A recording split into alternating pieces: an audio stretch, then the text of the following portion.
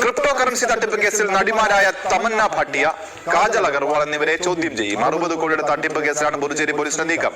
വിരമിച്ച സർക്കാർ ജീവനക്കാരൻ നൽകിയ പരാതിയിലാണ് ചോദ്യം ചെയ്യൽ. വിവരങ്ങളുമായി ജോബി ജോർജ് ചേരുകയാണ്. ജോബി, ക്രിപ്റ്റോ തട്ടിപ്പും നടിമാരും തമ്മിൽ എന്താണ് ബന്ധം?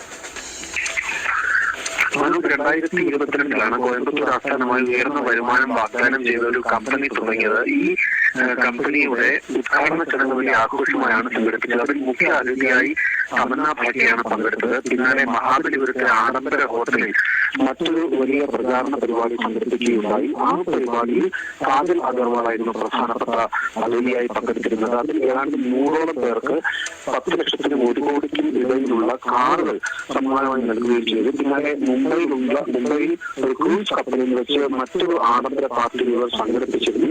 എന്നാൽ ഈ കമ്പനി പലരിൽ നിന്നായി വലിയ തരത്തിൽ തുക പിരിച്ച് പണം തട്ടിയെടുത്തു എന്നുള്ള പരാതി